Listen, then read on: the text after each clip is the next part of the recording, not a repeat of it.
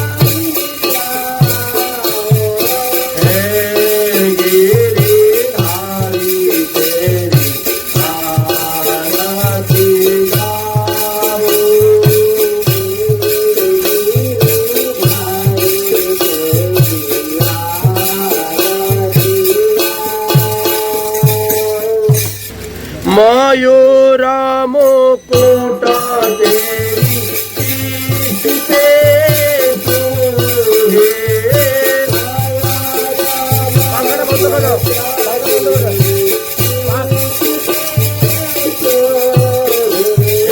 मयूरा मुकुट तेरी पीठ पे तूहे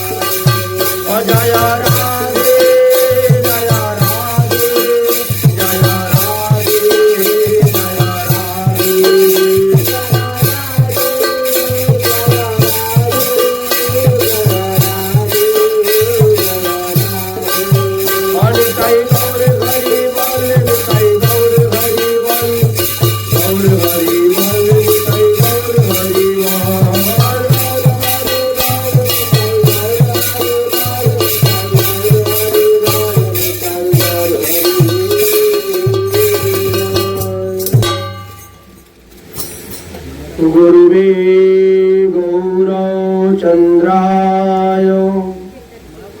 राधिकायै तदालये कृष्णाय कृष्णभक्ताय तद्भक्ताय नमो नमः। সদী ভক্তবৃন্দগণ, গতকালকে আমরা মহাপ্রভু গয়া হইতে আগমন, ভাবাবেশ প্রকাশ এবং বৈষ্ণব সেবা দিবেন এই পর্যন্ত আমরা আস্বাদন করেছিলাম। আজ তাহার পরবর্তী বিষয় আস্বাদন করব। মহাপ্রভু স্বয়ং ভগবান হয়ে তিনি বৈষ্ণব সেবা দিলেন, জগৎবাসীকে শিক্ষা দেওয়ার জন্য। আপনি আচরি ধর্ম জীবের শিখায়, আপনি না আচরিলে শিখানো না যায়। স্বয়ং ভগবান জগৎবাসীকে শিক্ষা দিচ্ছেন। বৈষ্ণব সেবার দ্বারা কি হয়? বৈষ্ণব সেবার দ্বারা পূর্ব পাপ তাপ অপরাধ নিবৃত্তি হয়। আরেকটা বলে বলা আছে, নাকি দিয়ে দাও।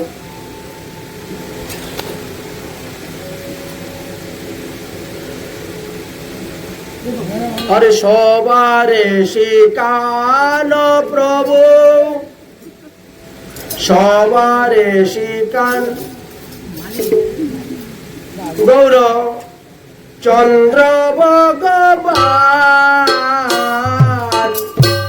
সবারে শিকায় গৌর চন্দ্র ভগবান।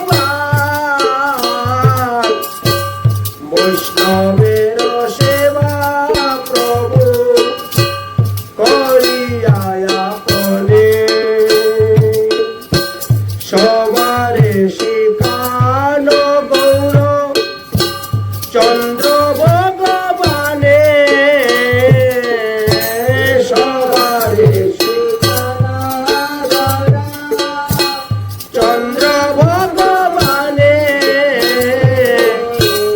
বৈষ্ণবের সেবা প্রভু করেন আপনে, বৈষ্ণবের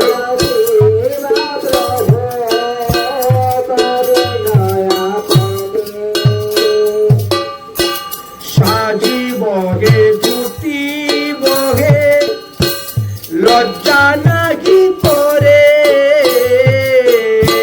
সাজি বহে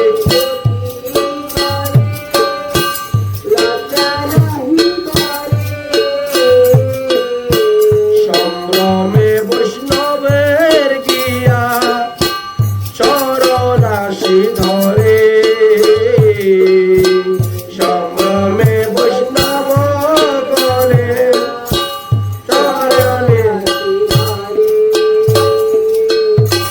দেখি বিশ্বাম্বরের বিনয় ভক্ত গণ, দেখি বিশ্বাম্বরের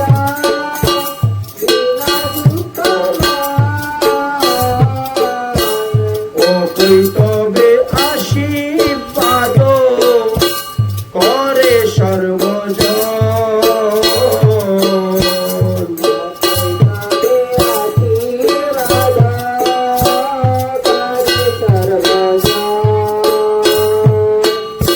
যেন তুমি শাস্ত্রের সব জানিলে সংসার, যেন তুমি শাস্ত্রের সব জানিলে সংসার, তেন কৃষ্ণ ভক্তি কর পাষণ্ডী সংহার, তেন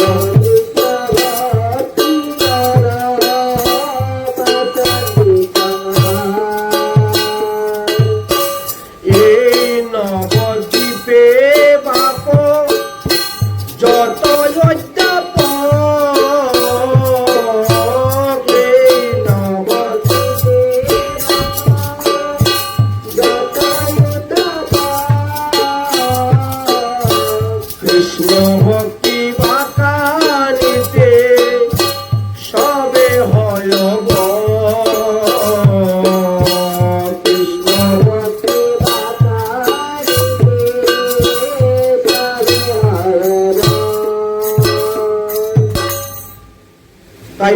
মহাপ্রভু নিজে বৈষ্ণব সেবা করলেন, সহস্তে বৈষ্ণব সেবা করেন প্রভু।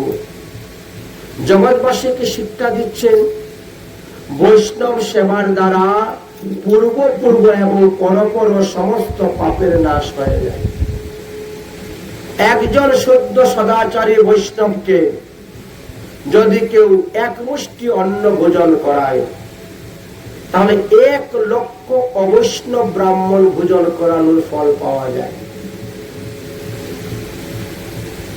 বলছেন তুমি খাইলে হয় কোটি ব্রাহ্মণ ভোজন। অদ্বৈত প্রভু তিনার মাতা পিতার শ্রাদ্ধের সর্ব আগে হরিদাস ঠাকুরকে দিয়েছিলেন ভোগ প্রসাদ। ব্রাহ্মণ সমাজ তখন রেগে গিয়েছিলেন, আমাদেরকে নিমন্ত্রণ দিয়ে আনলেন, বর্ণনাং ব্রাহ্মণ গুরু, 4 বর্ণের গুরু হলাম আমরা, আর কি করলে তুমি? আমাদেরকে আগে না দিয়ে হরিদাসকে দিয়ে দিলে, আমরা এখানে অন্ন ভোজন করবই না। অদ্বৈত প্রভু করলেন তাতে আমার কোনো ক্ষতি নেই, আপনারা চলে গেলে না খেলে আমার বাপ মা নরকে যাবে না। নামাচার্য হরিদাস ঠাকুরের মতো একজন বৈষ্ণবকে সেবা করাইলে আপনাদের মতো কোটি ব্রাহ্মণ ভোজন হয়ে যায়। কিন্তু আমাদের সমাজে এইগুলা মানে না। সমাজে চাই বড় বড় মাছের মাথা, বড় বড় পাঠার মাথা, শ্রাদ্ধ শান্তি হলে 10 গ্রাম নিমন্ত্রণ করে ভালো ভালো খাওয়া। যদি প্রসাদ দিয়ে কেউ ব্যবস্থা করে, লোক আসেই না শ্রাদ্ধে। যারা যারা দাহ সংস্কার করতে যায়, শবদাহ, এদের জন্য ভালো ভালো খাবার। কিছু কিছু জায়গায় দেখলাম আগে মদের বোতল আসে, মদ টদ খাইয়ে তারপরে মরা কাঁধে নিয়ে যায় জ্বালানোর জন্য। এই সমস্ত কুসংস্কার, এতে তো মৃত ব্যক্তিরও কল্যাণ হবে না, যে খাওয়াচ্ছে দিচ্ছে তারও কল্যাণ হবে না, আর যারা খেয়ে যাচ্ছে তাদেরও কল্যাণ হবে না।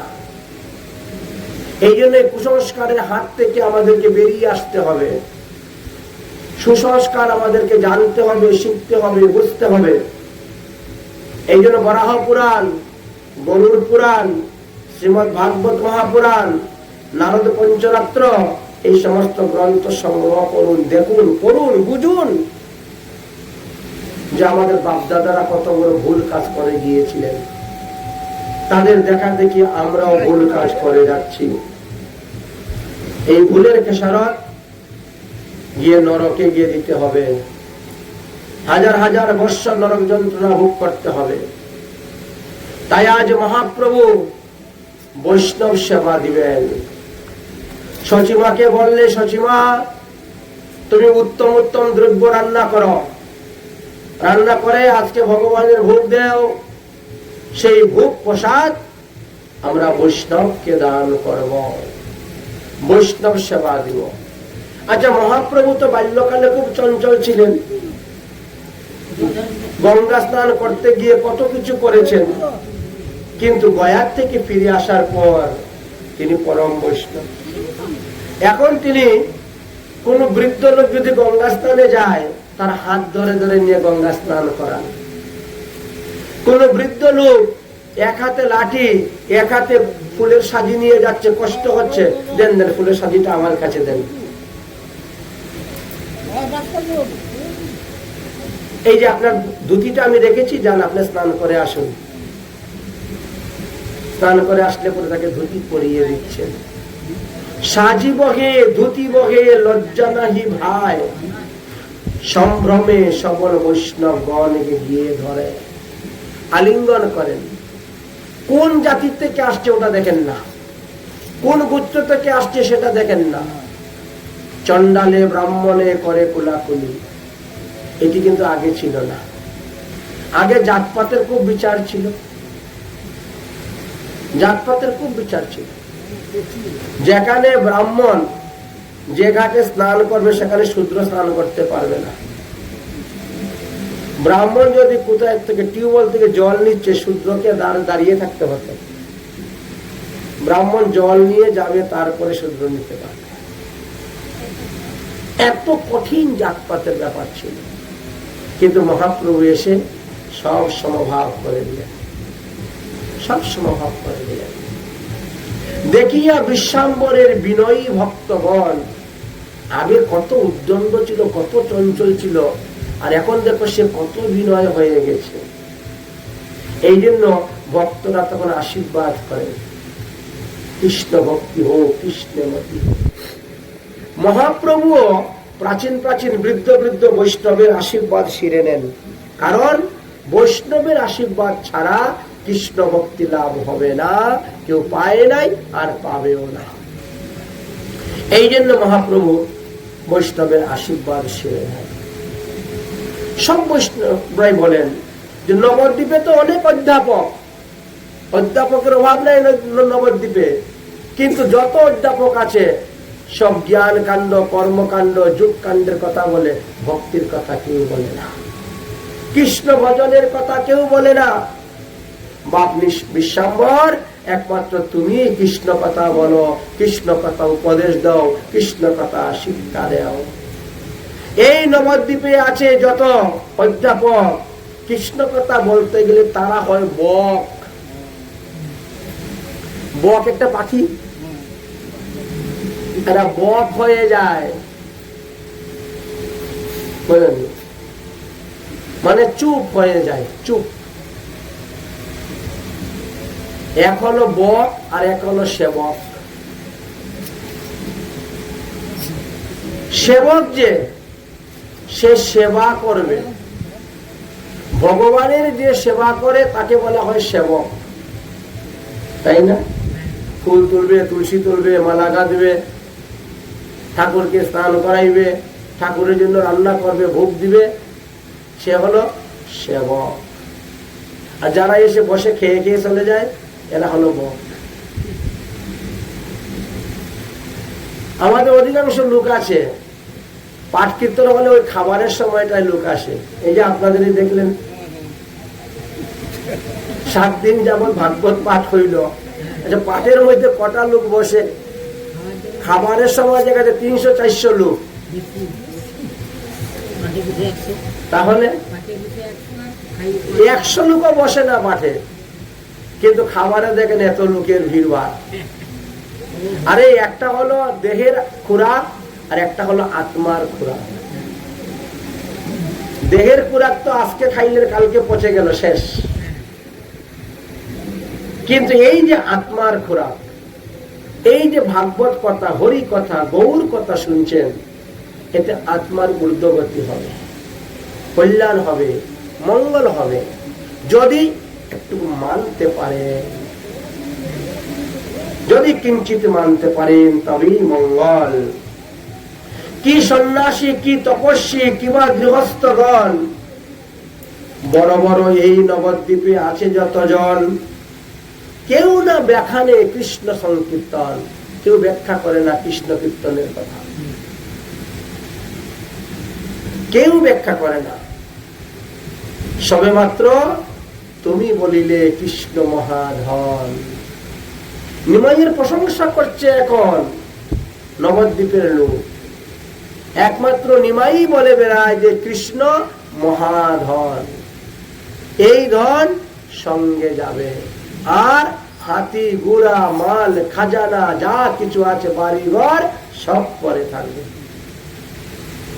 একমাত্র হরিনামটাই আমাদের সঙ্গে যাবে।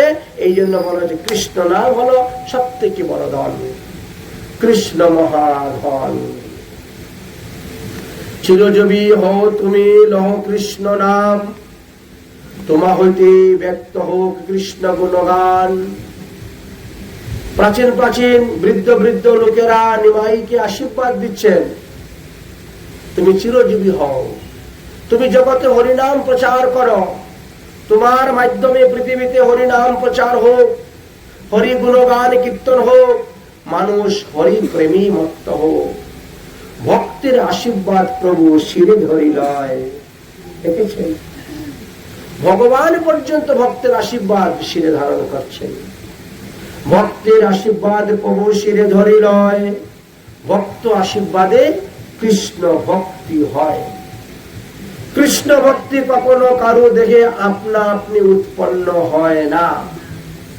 একমাত্র ভাগবত কথা শ্রবণ, সাধু সঙ্গ, বৈষ্ণব সঙ্গের মাধ্যমেই এই কৃষ্ণ ভক্তি লাভ হইয়া থাকে। তাই আপনি আচরি ধর্ম জীবের শিখায়, আপনি না আচরিলে শিখানো না যায়। প্রাতকালে প্রভু যবে চলে গঙ্গা ঘাটে, বৈষ্ণব সবার সঙ্গে হয় দর্শনে। প্রতিদিন ভোরবেলা মহাপ্রভু গঙ্গা স্নান করতে যান। আর যত বৈষ্ণব রাস্তায় দর্শন হয়, দেখলে বলি দণ্ডবত প্রণাম, দণ্ডবত প্রণাম। এইভাবে বৈষ্ণবদেরকে দণ্ডবত প্রণাম দিচ্ছেন। আজ মহাপ্রভু পরম বৈষ্ণব হয়েছেন। শ্রীবাস ঠাকুরকে দেখিলেও করেন নমস্কার। যদিও তত্ত্বের দিক দিয়ে শ্রীবাস হলেন নারদ পণ্ডিত, দেবশ্রী নারদ শ্রীবাস হয়েছেন, আর কৃষ্ণ হলেন মহাপ্রভু। কিন্তু লোক শিক্ষার জন্য তিনি শ্রীবাস পণ্ডিতকে প্রণাম করছেন। বয়োজ্যেষ্ঠ প্রাচীন বৈষ্ণব, আমার আগে উনি বৈষ্ণব হয়েছেন, তাই প্রণাম করছে। শ্রীবাস আদি ভক্তগণকে দেখিলে করেন নমস্কার।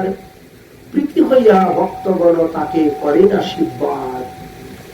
তোমার হোক ভক্তি কৃষ্ণের চরণে, সুখী কৃষ্ণ বলো, কৃষ্ণ শুনহ শ্রবণে।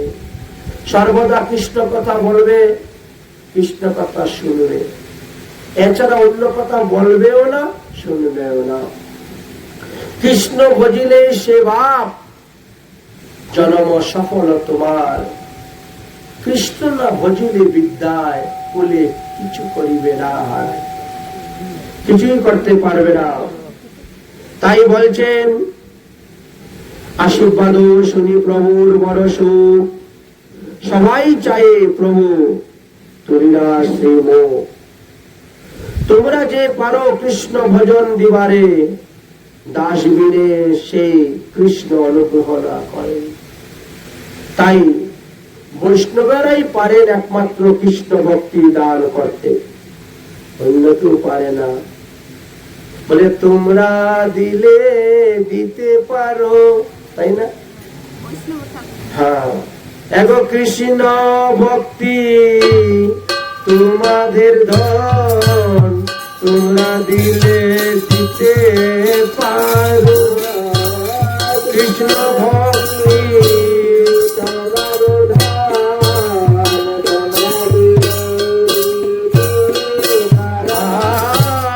কৃষ্ণ ভক্তি তোমাদের ধন, তোমরা দিলে দিতে পারো।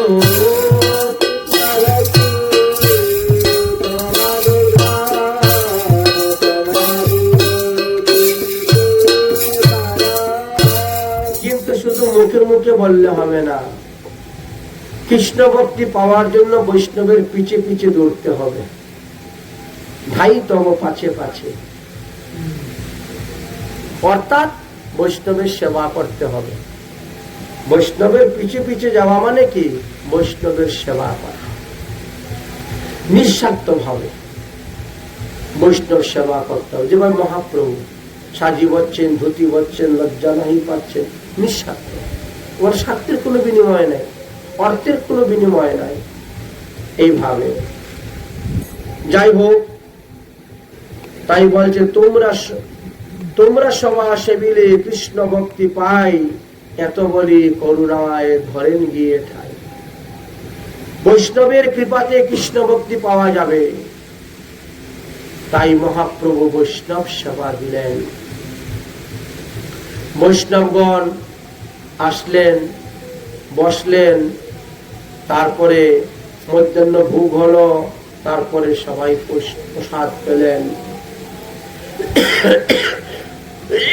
শুধু এখানেই শেষ নয়, যে সমস্ত বৈষ্ণবগণ গঙ্গা মৃত্তিকা দিয়ে তিলক করেন,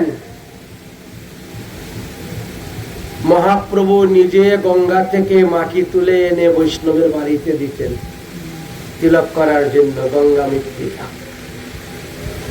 কোন উৎসব অনুষ্ঠান করতে গেলে কাশিয়ার দরকার, কুশ। মহাপ্রভু কুশ গঙ্গার তীরের থেকে কেটে এনে দিতেন, এই নাও কুশ। বলেছেন কারু ঘরের চাল ছাড়ছে কোন বৈষ্ণব, আগেরকার দিনে তো ছনবাসের ঘর, ছন দিয়ে খড় দিয়ে ঘরে চাল ছাওয়া হতো। দেখো মহাপ্রভু যখন লেগে গেছেন, এই নো আমি সাহায্য করছি। ঘরের চাল চাইতে পর্যন্ত মহাপ্রভু সাহায্য করেছেন। কারু ঘরে অন্ন নেই, মহাপ্রভু এই নো অন্ন দিচ্ছেন। সকল বৈষ্ণবগণ হাহাকার করে, কি করো কি করো। ওই যে চাল চাইতে চলে যাচ্ছেন, ঘর চাইতে চলে যাচ্ছেন, আরে কি করো কি করো। এই মতো প্রতিদিন প্রভু বিশ্বম্বর আপন দাসের হয় আপনি কিঙ্কর। ভগবান নিজের দাসের কিঙ্কর তিনি হয়েছেন। মথুরাতে বিঠ্ঠল দেব নামে এক ভক্ত ছিল। সে যখন চাল চাইতো, বলেছেন তো ওর স্ত্রী চালের নিচে থেকে পুর দিত, মানে একটা বাঁশে আছে ওইটাকে ওইভাবে দিব, তারপর উপর থেকে বাঁশের ব্যাটটা দড়ি দিলে, তখন তো ব্যাট দিয়ে বাঁধতে হতো, বাঁশ দিয়েই। এমনও দিন গিয়েছে তখন তো দড়ি ছিল না, ওই বাঁশের থেকেই তৈরি করতো। এটা কি বলা হয় পাতলা করে? চিরাঠি বলে, আমাদের এখানে বলে এটাকে ব্যাট। বুঝেছেন? উপর থেকে তো সে দেখতে পাচ্ছে না বাঁশটা কোথায় আসে, মারল কোথায় আছে, কোথায় আমাকে পেজ দিয়ে তুলতে হবে, তো নিচে যে তাকে ও দেয়। এখন বিঠ্ঠল দেবের স্ত্রী উপর দিকে তাকাই দেখে পুর দিতে দিতে মাথা ঘুরে পড়ে গেছে। ও তো ছাদের উপরে আছে, চালের উপরে, তো দেখতে পাচ্ছে না। ভগবান গিয়ে আরম্ভ করেছেন পুর দেওয়া। বলেছেন বিঠ্ঠল চাল ছেয়ে নিয়েছে, চাল ছেয়ে নেমে দেখে স্ত্রী তো পরে আছে অজ্ঞান হয়ে, আরে এ কখন কি হয়ে গেল, কেমন করে কি হলো, কাজ করলো কে? চিন্তা করছেন ভগবান কিভাবে? মহাপ্রভু নিজে এইভাবে লীলা করতেন। এই মতো প্রতিদিন প্রভু বিশ্বম্বর আপন দাসের হয় আপনি কিঙ্কর। কিঙ্কর শব্দ দাস বোঝায়। ভগবানের দাস হলো ভক্ত, ভক্তের দাস হয়ে যান ভগবান। প্রেম এমন এক বস্তু, ভক্তি এমন এক বস্তু, চিনিতে না পারে কেউ আপন প্রভু। এখনো অনেকেই চিনতে পারে নাই মহাপ্রভুকে। যা সবার লাগিয়া প্রভু হইলা অবতার, তাই মহাপ্রভুকে এখনো অনেকেই চিনতে পারছে না। মহাপ্রভু মধ্যে মধ্যে অনেক লীলা খেলাও করছেন। একদিন এক লীলা করেছিলেন মহাপ্রভু, শাড়ি পরে ঘুমটা দিয়ে, শাড়ি পরে ঘুমটা দিয়ে একটা কলস কাকে নিয়ে এবার হাঁটতে শুরু করেছেন নবদ্বীপে। দেখি কে কে আমাকে চিনতে পারে। এই জন্য রহস্য করে তিনি যাচ্ছেন, মানে গুপি ভাবে। ব্রজের গুপিরা যেমন জল আনতে যেত, ঠিক তেমনি ভাবে। আমার গৌর নাগর রসের সাগর কৌতুক করিয়া মনে, আমার গৌর নাগর রসের সাগর কৌতুক করিয়া আর কৌতুক করিয়া মনে।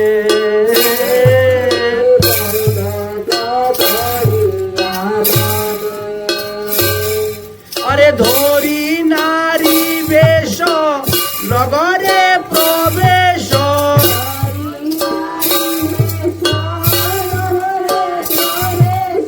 ধরি নারী বেশ নগরে প্রবেশ,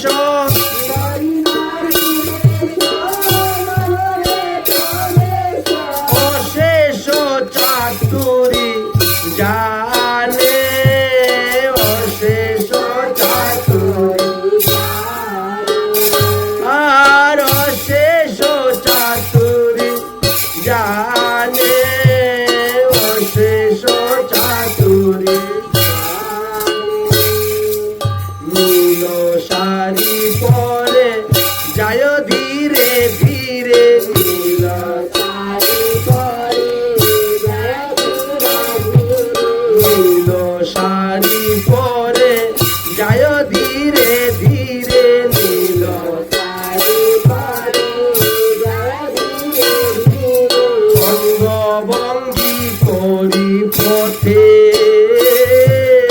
অঙ্গভঙ্গি করি পথে, আর অঙ্গভঙ্গি করি পথে,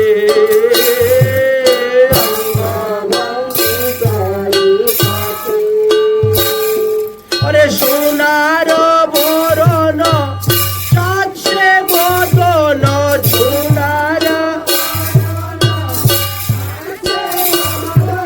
সোনার বরণ চাচ্ছে বদন,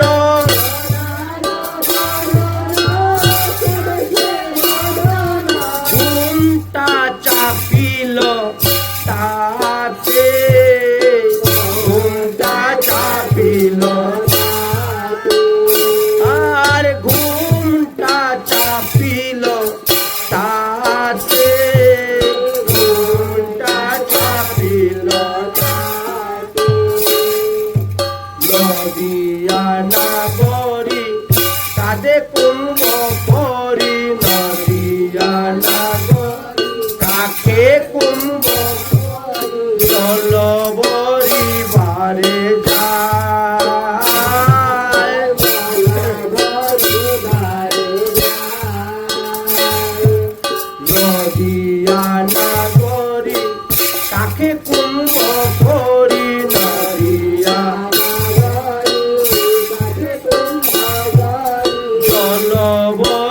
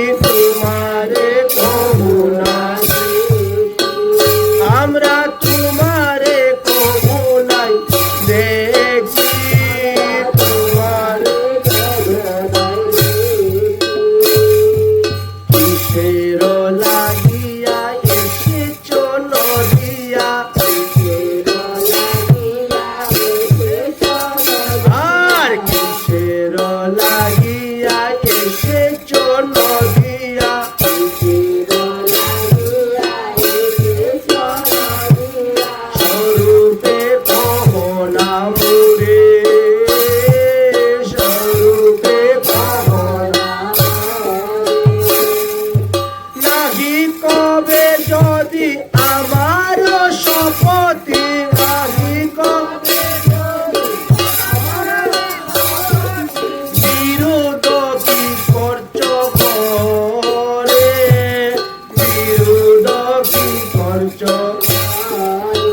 ও সখী কহনা মনের কথা সখী সখী কহনা মনের কথা গো সখী কহনা মনের কথা তুমি পতির সহিত বিরোধ করেছ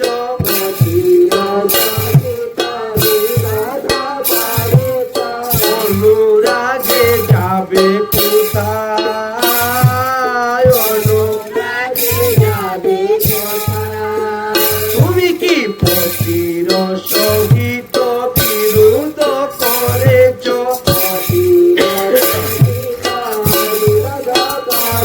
আরে অনুরাগে যাবে কোথায় অনুরাগে যাবে শুনি সখীর বাণী গৌরমণি শুন সখী বাণী গৌরগুণ শুনি সখীর বাণী গৌরগুণমণি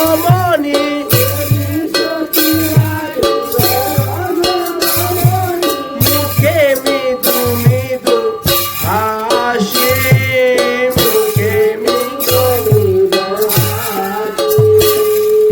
মুখে মৃদু মৃদু হাসি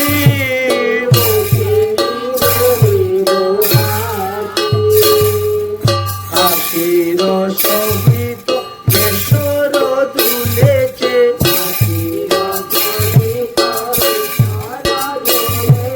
বিজুরি সহিতে আসি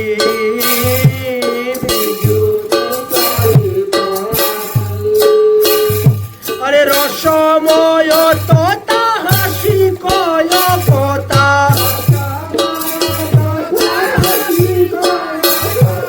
না করি বুঝিল কাজ না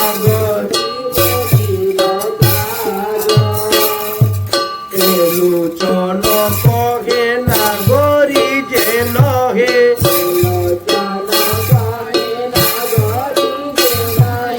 এলুচন কহে না গরি যে নহে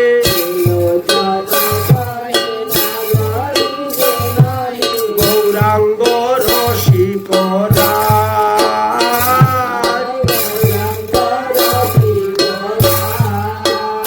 আমার গৌরাঙ্গ রসিকরা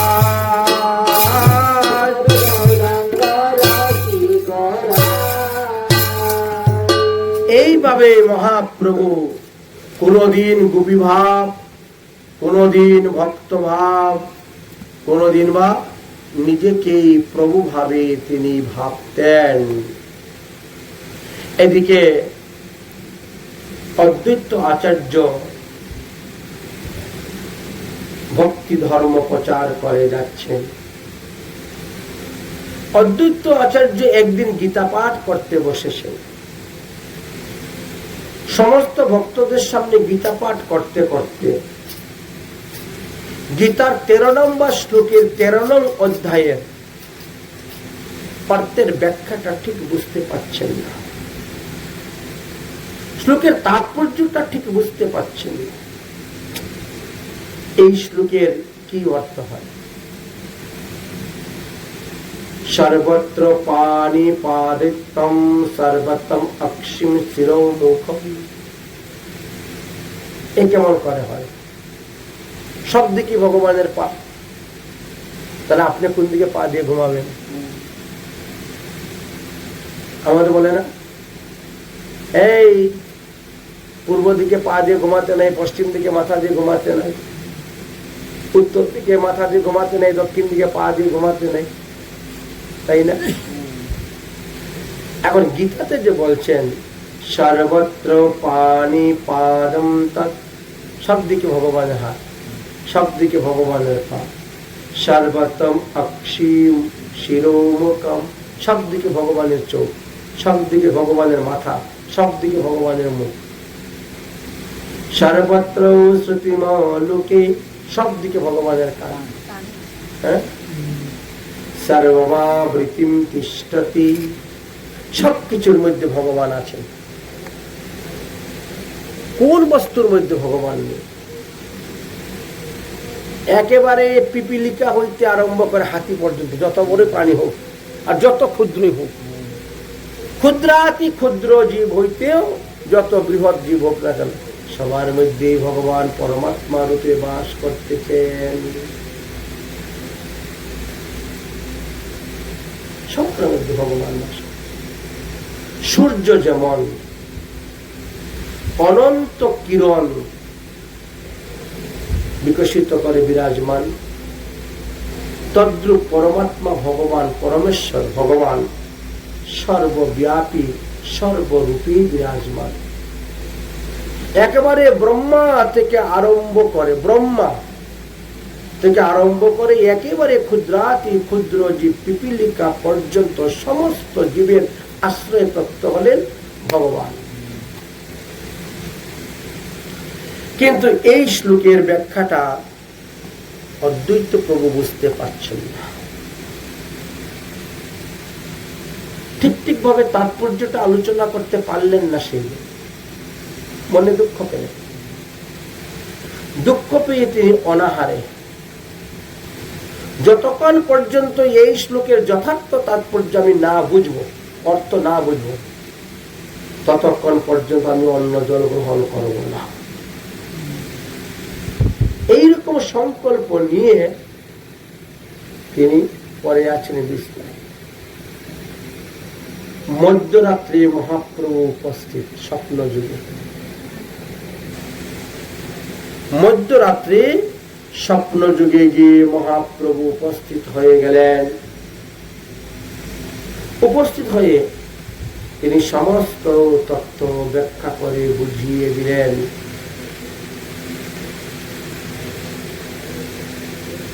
এই শ্লোকের প্রকৃত অর্থ হলো ভগবানের অসংখ্য হাত, সবদিকে যেহেতু অসংখ্য হাত, অসংখ্য পা, অসংখ্য চক্ষু, অসংখ্য কর্ণ, অসংখ্য মস্তক, যার সংখ্যা করা যাবে না। আমি সকল দেশে সকল নগরে প্রতি ঘরে ঘরে অবস্থান করতেছি। আমি আমার নাম জগতে প্রচার করতেছি। এ অদ্বৈত প্রভু, এ অদ্বৈত আচার্য, ব্রহ্মা আদির দুর্লভ যে ভক্তি, এই ভক্তিটাই আমি শ্রীবাস পণ্ডিতের বাড়ি থেকে কিছুদিন পরেই প্রকাশ করব। চিন্তা করিও না, আমার প্রকাশের সময় হয়ে গেছে। সমস্ত বৈষ্ণবগণ শ্রীবাস পণ্ডিতের গৃহে উপস্থিত হবেন, আর সেখান থেকে আমি হরিনাম প্রচার করব। কারণ শ্রীবাস পণ্ডিত হলেন নারদ মুনিবর। সত্যভামার দানের কথা খ্যাত চরাচর। আমরা যখন ভাগবত পাঠ করছিলাম, ভাগবতের ষষ্ঠ দিবসের পাঠ ছিল পারিজাত বৃক্ষের কাহিনী, মনে আছে? রুক্মিণীর বিয়ের পর পারিজাত বৃক্ষ, তো সেই পারিজাত বৃক্ষের নিচে ব্রত করেছিলেন সত্যভামা। হ্যাঁ, 1 মাস ব্রত করার পরে কৃষ্ণকে গাছের সঙ্গে বেঁধে দান করে দিয়েছিলেন। হ্যাঁ, তো নারদ মুনি তো কৃষ্ণকে নিয়ে আসছিলেন। তো সেই সময়ে অন্যরা বাধা দিল যে আমরা তো আমাদের স্বামী দান করি নাই, অতএব আমরা স্বামী যেদিকে যাও আমরা সেদিকে যাব। নারদ মুনি বললেন, সর্বনাশ, এখন এতগুলা লোক নিয়ে আমি কোথায় যাব? একটা বুদ্ধি আছে, তোমাদের স্বামী তোমরা ফেরত নিতে পারবে, তার পরিমাণ ওজনে জিনিস আমাকে দিয়ে দাও। তো জিনিস দিতে গিয়ে তো পারলেন না, কারণ ভগবান তো বিশ্বাম্বর, সারা বিশ্বের সবকিছু দিলে তার সমান হবে না। কিন্তু ভগবানের একটা কথাই হলো, আমি থেকে আমার নাম বড়। তখন তুলসী পাতার মধ্যে হরে কৃষ্ণ মহামন্ত্র লিখে দিলেন। ওই যে নারদ মুনি নিয়ে আসলেন হরিনাম, এই জন্য মহাপ্রভু ওই শ্রীবাসের ঘর থেকে নামটাকে বিতরণ করলেন। সত্যভামার কি হলো? দানের ফল তো বৃথা যায় না। সেই সত্যভামা এবার বিষ্ণু প্রিয়া হয়ে জন্ম নিলেন। তাই ত্রেতা যুগে যিনি সত্যভামা ছিলেন, তিনি কলিযুগে আসলেন দাপর যুগে যিনি সত্যভামা ছিলেন, তিনি কলিযুগে আসলেন বিষ্ণু প্রিয়া। আমাদের অনেক স্থানে আছে গৌর বিষ্ণুপ্রিয়া মন্দির, গৌর বিষ্ণুপ্রিয়া মন্দির আছে বিভিন্ন স্থানে। গৌর বিষ্ণুপ্রিয়া সেবা পূজা হয়। তো কিছু কিছু নৈষ্ঠিক ভক্ত আছেন, তারা শুধু পঞ্চতত্ত্বের উপাসনাই করেন, গৌর বিষ্ণুপ্রিয়ার ভজন করেন না। কেন করেন না? যে বিষ্ণুপ্রিয়া তো রাধা নয়, বিষ্ণুপ্রিয়া রাধা নন। বিষ্ণুপ্রিয়া হলেন লক্ষ্মীর একটি অংশ স্বরূপ। রাধারানীর অংশ হলেন লক্ষ্মী, আর লক্ষ্মীর অংশ হলেন এই বিষ্ণুপ্রিয়া, মানে সত্যভামা। অনেক অনেক তত্ত্ব কথা আছে। এই জন্য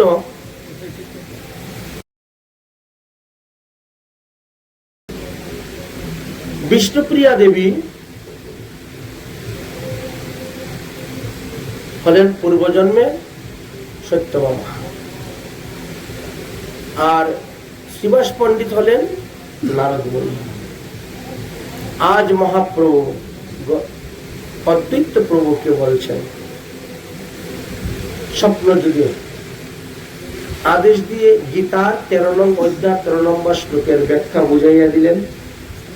দিয়ে তিনি বললেন যে আমি কিছুদিন পরেই প্রকাশ হইব। তারপরে কি হলেন? মহাপ্রভু অদর্শন হয়ে গেল,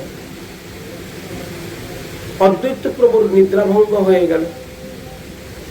ঘুমের থেকে উঠে চিন্তা করলেন, আমি কি দেখলাম, আমি কি দেখলাম দৃশ্য। আমরা যাকে নিমাই পণ্ডিত বলে জানতাম, তিনি স্বয়ং ভগবান, আর স্বপ্ন যুগে এসে আমাকে দর্শন দিলেন। পরের দিন সকালে যখন সমস্ত বৈষ্ণবগণ ভাগবত কথা শ্রবণ করার জন্য অদ্বৈত প্রভুর গৃহে গিয়ে উপস্থিত হয়েছেন, তখন অদ্বৈত প্রভু সবার নিকটে স্বপ্ন বৃত্তান্ত বলছেন। বললেন যে, শুনো বৈষ্ণবগণ, আমি সত্যি সত্যি ত্রিসত্যি করে বলতেছি, আমরা যাকে এতদিন নিমাই পণ্ডিত বলে জানতাম, আমরা যাকে এতদিন বিশ্বাম্বর বলে জানতাম, তিনি হলেন আমাদের ইষ্টদেব। তিনি কৃপা করে আমাকে গতকালকে রাত্রে দর্শন দিয়েছিলেন। তিনি কৃপা করে শ্রীমদ্ ভগবদ গীতার 13 নং অধ্যায় 13 নং শ্লোকের ব্যাখ্যা আমাকে শুনিয়ে দিয়েছেন। অতএব অবশ্যই কিছুদিন পরে তিনি প্রকট হবেন। অতএব তাড়াতাড়ি যদি ভগবান আমাদের নিকট প্রকাশ হয়ে যান, তার জন্য বেশি করে আমাদের ভগবত পূজা করা প্রয়োজন। তাই অদ্বৈত প্রভু শান্তিপুরে একটা বনের নাম আছে বাবলা বন, এখনো আছে। শান্তিপুরে বাবলা নামে পরিচিত জায়গাটা। সেই বাবলা বনে অদ্বৈত প্রভু বসে নির্জনে বিষ্ণুকে ষোড়শ উপচারে পূজা করতেন। ষোড়শ উপচার, কেউ দশ উপচারে, কেউ পঞ্চ উপচারে পূজা করে থাকেন।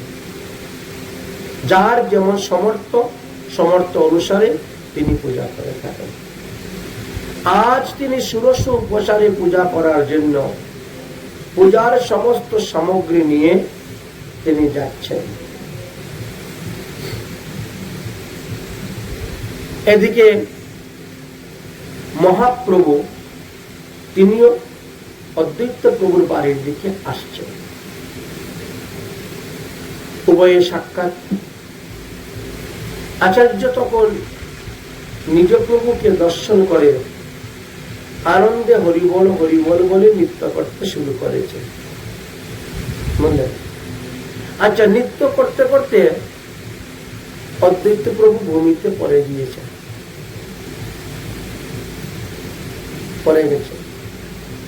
মহাপ্রভু কি করেছেন, ওই সুযোগেই অদ্বৈত প্রভুর চরণের ধুলি মাথায় নিয়ে নিয়েছেন। কারণ মহাপ্রভুর বয়স থেকে অদ্বৈত প্রভু ৪৫ বৎসরের বড় ছিলেন। বুঝতে পেরেছেন? নিয়ে নিয়েছেন। আচ্ছা, ভক্তের চরণ ধুলি মাথাতে নেওয়াতে প্রেম এসে গেল। এবার মহাপ্রভু নৃত্য করতে শুরু করেছেন। কিছুক্ষণ পরে অদ্বৈত প্রভুর মূর্ছাটা ভেঙেছে। মহাপ্রভু নৃত্য করতে করতে ভববিষ্ট হয়ে ভূমিতে পড়ে গেছেন। অদ্বৈত প্রভু তখন কি করছে, ওই সুযোগে বিষ্ণু পূজার যত উপকরণ ছিল সব দিয়ে মহাপ্রভুকে পূজা করতে শুরু করে দিয়েছে। যা কিছু ষোড়শ উপচার নিয়েছিলেন, এই সমস্ত উপচার দিয়ে বিষ্ণু পূজা পরিবর্তে মহাপ্রভুকে পূজা করতে শুরু করেছে। মানে পাদ্যা অর্ঘ থেকে আরম্ভ করে সবকিছু এটু যে 16 উপচারে পূজা করছে। পূজা করে মহাপ্রভুকে স্তুতি করতেছেন। নমো ব্রহ্মণ্য দেবায় গো ব্রহ্মণ্য হিতায় চ জগদ্ধিতায় কৃষ্ণায় গোবিন্দায় নমঃ। আচ্ছা, ওই দিন মহাপ্রভু কিন্তু একা যান নাই, সঙ্গে গদাধর পণ্ডিত গিয়েছিলেন।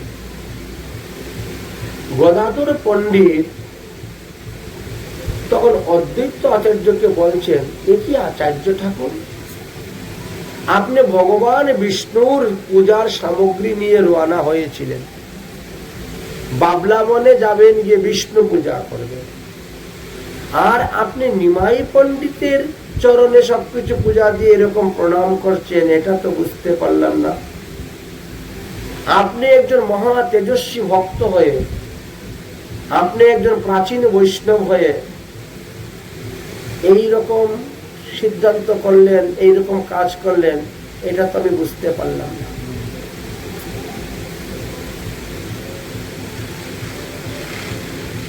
অদ্বৈত প্রভু বলছেন, ওরে গদাধর, তুই তো ছোটবেলা থেকে নিমাইয়ের সঙ্গে ঘুরে বেড়াচ্ছিস, খাওয়া দাওয়া, উঠা বসা, চলা ফেরা, লেখাপড়া, স্কুল যাওয়া আসা, তুই এখনো নিমাইকে চিনতে পারলি না? আর কবে তুই নিমাইকে চিনবে? এই নিমাই হলেন আমাদের ইষ্টদেব, এই নিমাই হলেন সাক্ষাৎ ভগবান বিষ্ণু। আমি কোনো ভুল করি নাই, আমি কোনো অপসিদ্ধান্ত করি নাই, আমি যাহা করেছি তাহাই আমি ঠিক করেছি। গদাধরের সঙ্গে কথা বলতে না বলতেই ইত্যবসরে মহাপ্রভুর বাহ্যদশা ফিরে এসেছে। মহাপ্রভু উঠে দাঁড়িয়ে গেলেন এবং অদ্বৈত প্রভুকে প্রণাম করে বলছেন, ঠিক আছে তাহলে এখন আসি। অদ্বৈত প্রভু মনে মনে বলে, এবার তুমি যাই করো না কেন, আমি তো আমার কাজ করে নিয়েছি। মনে মনে অদ্বৈত বলে, কি করো ভুরি ভারী, চুরের উপরে আগে করিয়াছি চুরি। তুমি আমার চরণদলি চুরি করবে, আমিও তোমার চরণদলি চুরি করে নিয়ে নিয়েছি। চুরের উপরে চুরি বলেছে। যাই হোক, এদিকে নিত্যানন্দ প্রভু তো তীর্থ ভ্রমণে বেরিয়ে গেছিলেন।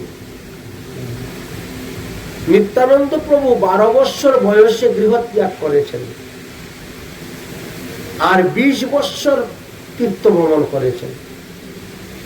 তীর্থ ভ্রমণ করতে করতে করতে করতে যখন বৃন্দাবনে উপস্থিত হয়েছেন, গিরিরাজ গোবর্ধন পরিক্রমা করছেন, আর কানাই কানাই কানাই বলে ডাকছেন। কানাই। তখন গিরিরাজ গোবর্ধনের উপরে যে বৃক্ষগণ, সেই বৃক্ষ হইতে আওয়াজ বেরোচ্ছে, শব্দ আসছে। কানাই তো এখন আর ব্রজে নাই, বৃন্দাবনে নাই, তিনি তো নবদ্বীপে গিয়ে গৌর হয়ে প্রকাশ হয়েছেন। অল্প কিছু দিনের মধ্যেই তিনি প্রকাশ হবেন, হরিনাম প্রচার করবেন। অতএব যাও, তুমিও নবদ্বীপে যাও, তার সঙ্গে দেখা করো। বুঝলেন? নবদ্বীপে যাও, তার সঙ্গে দেখা করো। যবে ভক্ত হইলা ভক্ত সহ পরিহরে, তবে নবদ্বীপে গিয়া তাহারে মিলিবে। এবার নিত্যানন্দ প্রভু বৃন্দাবন হইতে নবদ্বীপের দিকে রওনা হয়ে গেলেন। নবদ্বীপে মহাপ্রভু প্রকাশন হরিনাম প্রচার করেন। নিত্যানন্দ প্রভু আসলেন নবদ্বীপে। এসে তিনি কি করলেন? নন্দন আচার্যের গৃহে গুপ্ত ভাবে রইলেন। মহাপ্রভু যখন প্রকাশ হবেন, তখন আমি তিনার কাছে যাব। নাম হলো নন্দন আচার্য। নন্দন আচার্যের গৃহে গুপ্ত ভাবে। তো নবদ্বীপ হইতে বৃন্দাবন 1400 কিলোমিটার। এতটা জায়গা পায়ে হেঁটে আসতে কমসে কম 2 মাস সময় লেগে গেছে। চিন্তা করছেন। যাই হোক, এবার তিনি নন্দন আচার্যের গৃহে আসেন। এদিকে পরের দিন সকালে মহাপ্রভু সমস্ত ভক্তগণকে নিয়ে বসে ইষ্টপুষ্টি করতেছেন। করতে করতে বলছেন, হে ভক্তগণ, গতকালকে রাত্রে আমি একটা স্বপ্ন দেখেছি। এক মহাপুরুষ নবদ্বীপে আসিতেছেন, স্বপ্ন দেখেছি। তিনা বাম হাতে একটা বাঁশি দণ্ড, বাঁশের দণ্ড, দক্ষিণ হাতে একটা কমণ্ডল, পরনে নীল বস্ত্র, মাথার মধ্যে নীল পাগড়ি বাঁধা, বাম কানের মধ্যে একটা কুণ্ডুল ঝুলতেছে, বুঝলেন? তার স্কন্ধের মধ্যে একটা ভিক্ষার ঝুলা। দেখে মনে হচ্ছে যে ব্রজের সাক্ষাৎ বলরাম। তিনি কৃপা করে আমাদের নবদ্বীপে আসতেছেন নবদ্বীপবাসীকে ধন্য করার জন্য। অতএব গতকালকে যখন আমি স্বপ্ন দেখেছি, তার মানে তিনি মনে হয় আজকে এসে পৌঁছে গেছেন নবদ্বীপে। অতএব সবাই মিলে যাও, তিনাকে খুঁজে নিয়ে আসো। এমন একজন মহাপুরুষ আমাদের নবদ্বীপে এসেছেন, তাকে দর্শন করা, তাকে প্রণাম করা, তার সঙ্গে বার্তালাপ করা এত বড় ভাগ্যের বিষয়। যাও যাও, খুঁজতে যাও। সুভাষ পণ্ডিত খোঁজার জন্য বেরোলেন, হরিদাস ঠাকুর খোঁজার জন্য বেরোলেন, আরো অন্যান্য বৈষ্ণবগণ সবাই খুঁজতে গেলেন। এ বাড়ি ও বাড়ি, এ পাড়া ও পাড়া, এ গলি সে গলি, সব খোঁজাখুঁজি করলেন। একেবারে নবদ্বীপের অলি গলি সব তন্ন তন্ন করে 9 ঘন্টা খুঁজলেন, কিন্তু কোথাও পেলেন না। 9 ঘন্টা পরে সবাই এসে মহাপ্রভুকে জানাচ্ছেন, আমরা অনেক খোঁজাখুঁজি করেছি, আপনি যেভাবে বেশ বর্ণের কথা বর্ণন করেছেন, ওভাবে কোনো ব্যক্তি আসেই নাই নবদ্বীপে। মহাপ্রভু বলেন, এসেছেন এসেছেন, আমার স্বপ্ন মিথ্যা হইতে পারে না, চলো তাহলে আমার সঙ্গে। তিনি কোথায় আছেন দেখি। মহাপ্রভু সদল বলে সোজা নন্দনাচার্যের গৃহে। বলে সবাই জানেন। নন্দন আচার্যের গৃহে গিয়ে উপস্থিত। সেই সময়ে নিত্যানন্দ প্রভু ধ্যানমগ্ন অবস্থায় বসে আছেন, স্বীয় হিষ্ট মন্ত্র জপ করতেছেন। আর নিত্যানন্দ প্রভু তো দীক্ষা নিয়েছেন লক্ষ্মীকান্তের কাছ থেকে। নিত্যানন্দ প্রভু দীক্ষা নিয়েছিলেন। ঈশ্বরপুরীর গুরুদেব হলেন মাধবেন্দ্রপুরী, মাধবেন্দ্রপুরীর গুরুদেব হলেন লক্ষ্মীকান্ত। যখন নিত্যানন্দ প্রভু তীর্থ ভ্রমণ করছিলেন, তীর্থ ভ্রমণ করতে করতে দক্ষিণ ভারতে তিনার সঙ্গে দেখা হয়েছিল। তিনি তীর্থ ভ্রমণ করছেন, সাক্ষাৎ। তখন বললেন, তাহলে এবার দীক্ষা দিয়ে দেন আমার। এই তো দীক্ষা নিয়ে নিয়েছিলেন।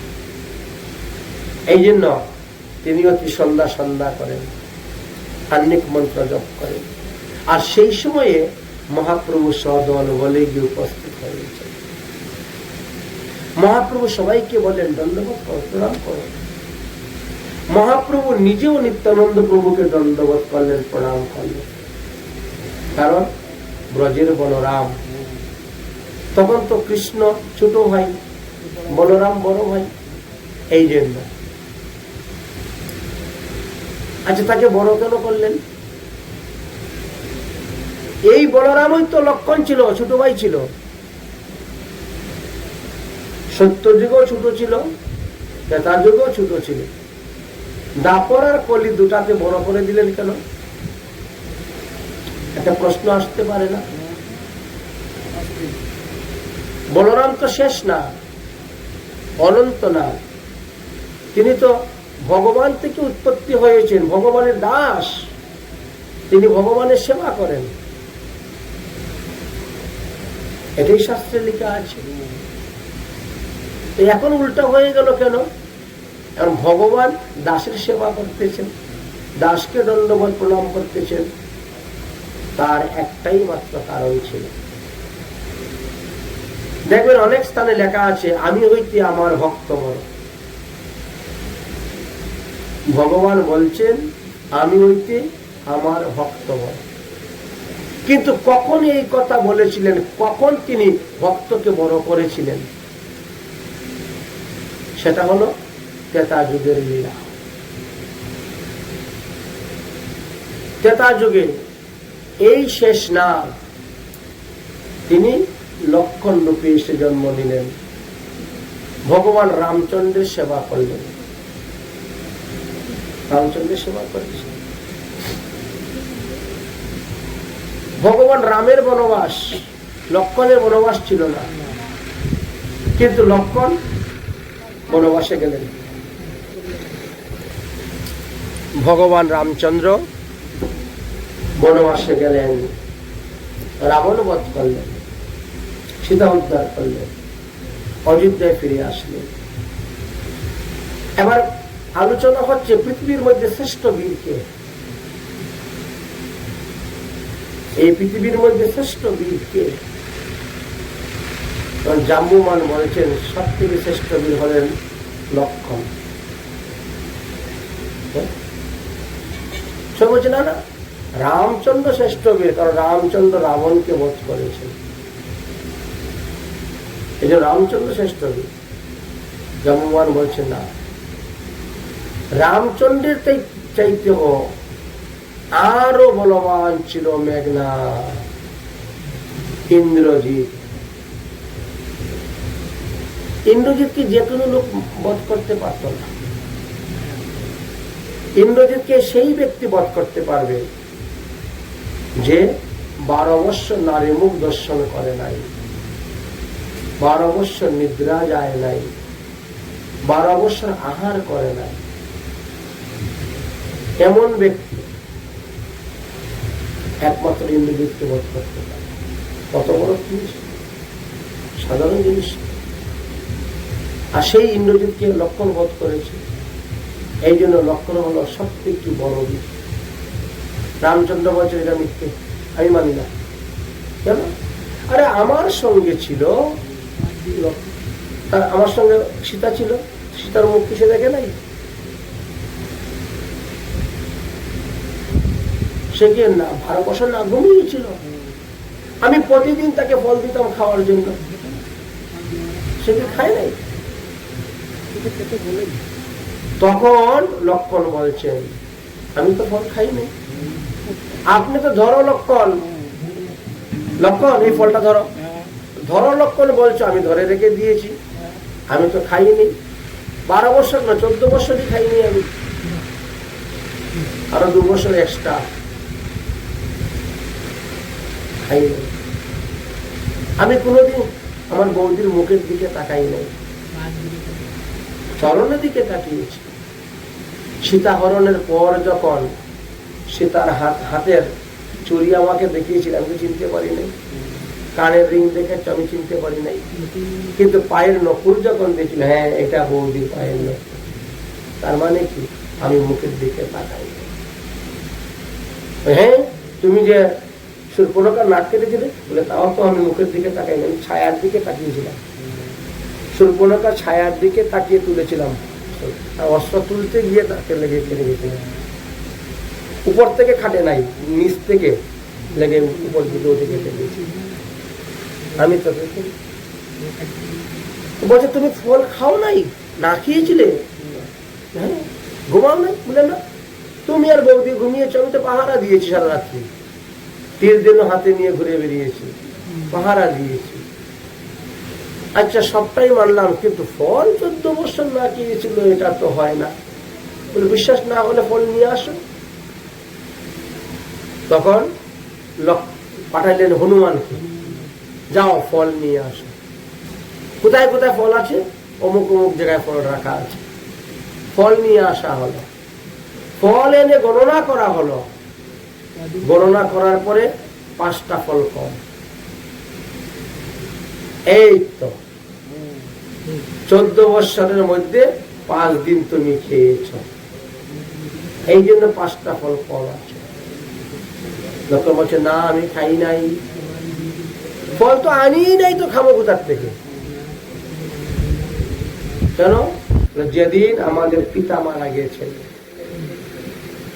বাবা মারা যাওয়ার সংবাদ যেদিন আমাদের কাছে গিয়ে পৌঁছিল, সেদিন তো আমরা কাঁদতে কাঁদতে অধীর, ফল কোথার থেকে আনবো আর খাবো?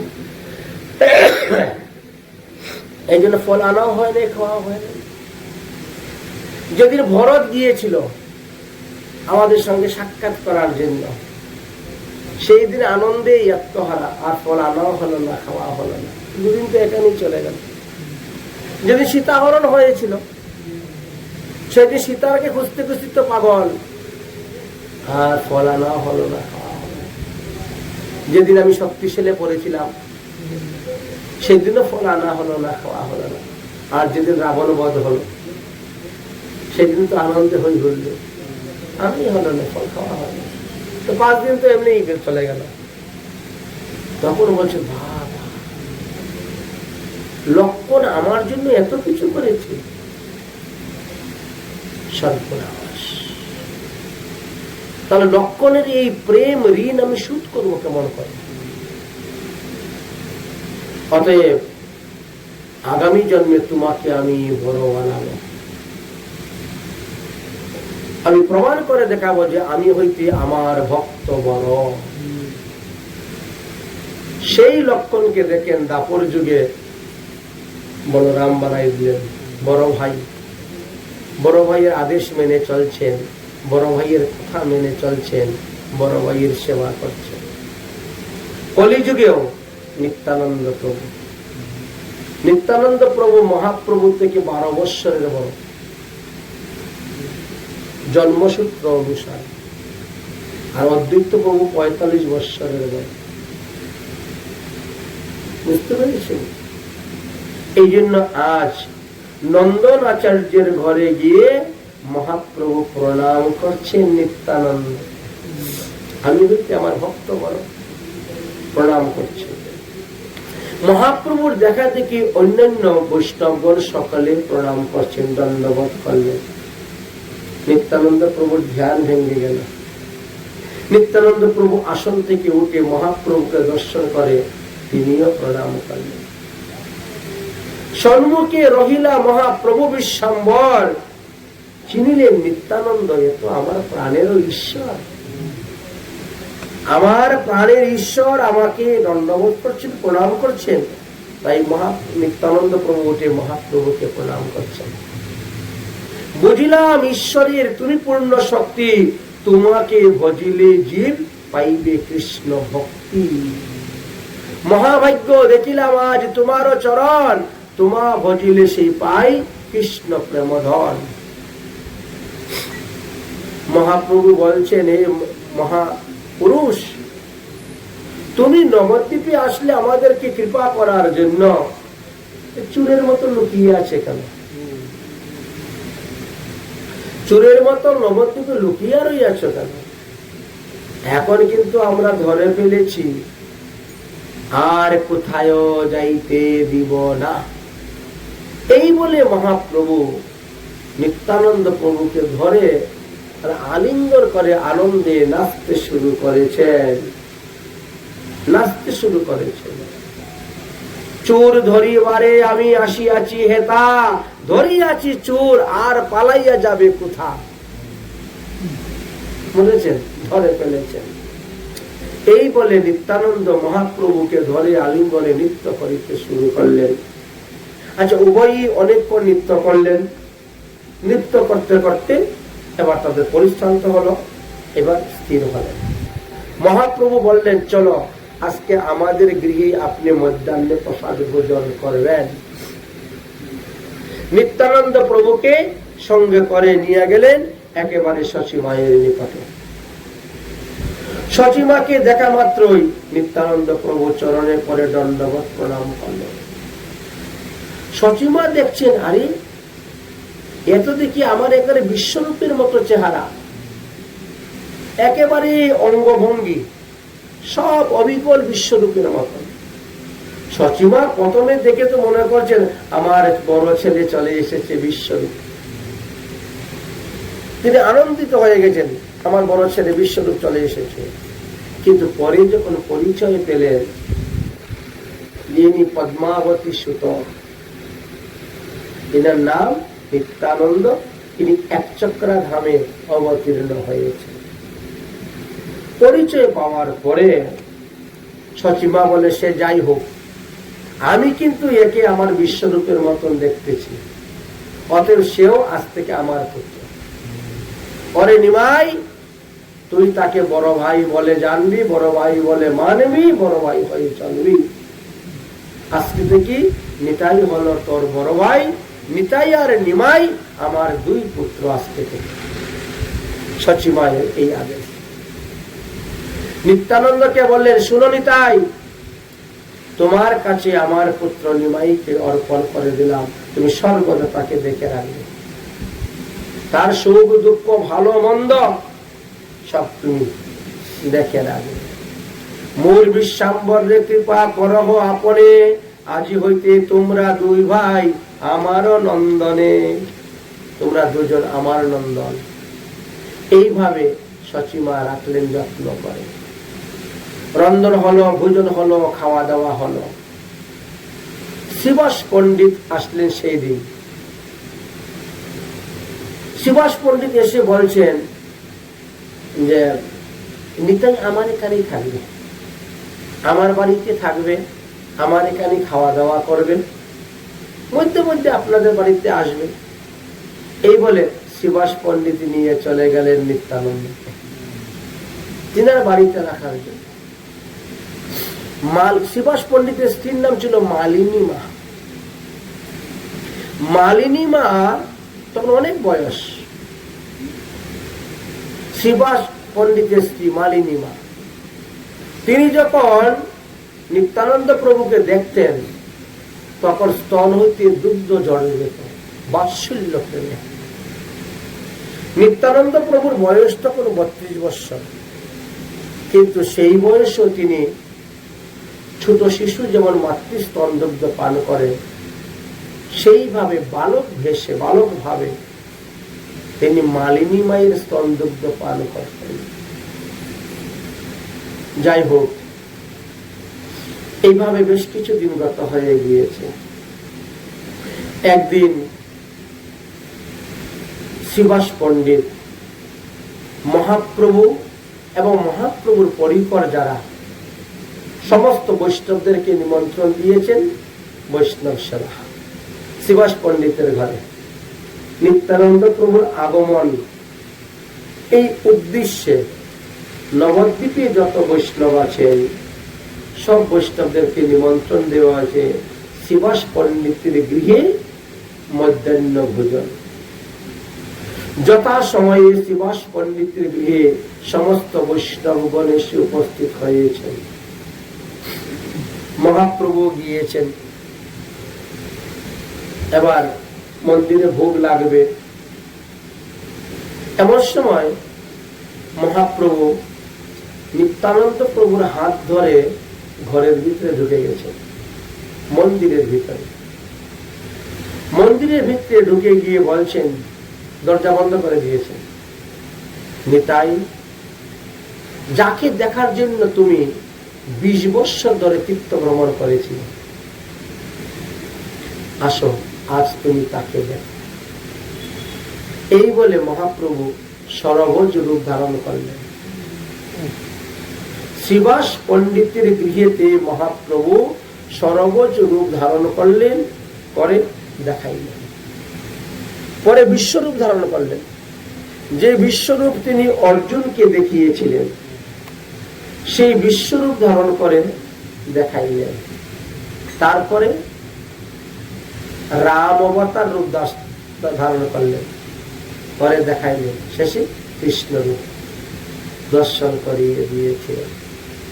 সেই কোণে মহাপ্রভু প্রকাশ হইলা, এক অঙ্গে 3 অবতার দেখাইলা। রাম কৃষ্ণ গৌরাঙ্গ দেখি দৈব্য তনু, পশ্চাৎ দেখিলেন নব কিশোর রাধা কানু। রাধা কৃষ্ণের যুগল রূপ দেখাইলেন। উপরের 2 হস্তে ধনুবান, দুব্বাদল শ্যাম, মধ্যের 2 হস্তে বংশীধর বাজাচ্ছেন নবনিরুদ্ধ অবতার। নিচের 2 হস্তে দণ্ড আর কমণ্ডল, মানে ভবিষ্যতে যে সন্ন্যাসী হবেন দেখাচ্ছে। শ্রীঅঙ্গ কষিত কাঞ্চনের ন্যায় উজ্জ্বল গৌরবর্ণ। কিছুক্ষণ পরেই প্রভু সেই রূপ সংবরণ করে নিলেন, সাধারণ হয়ে গেলেন। নিত্যানন্দ, তুমি কাউকে বলিও না।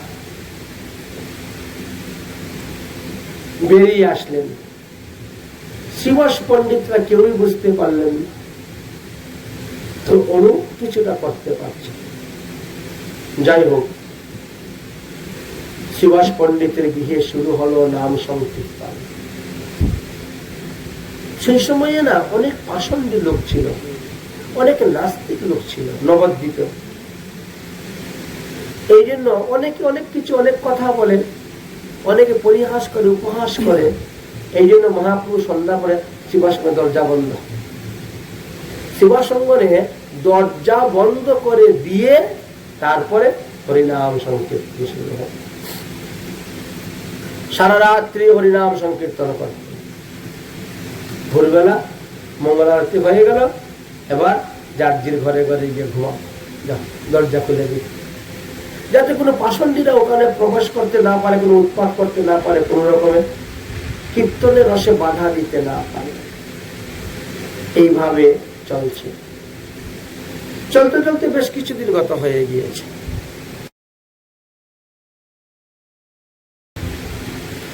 একদিন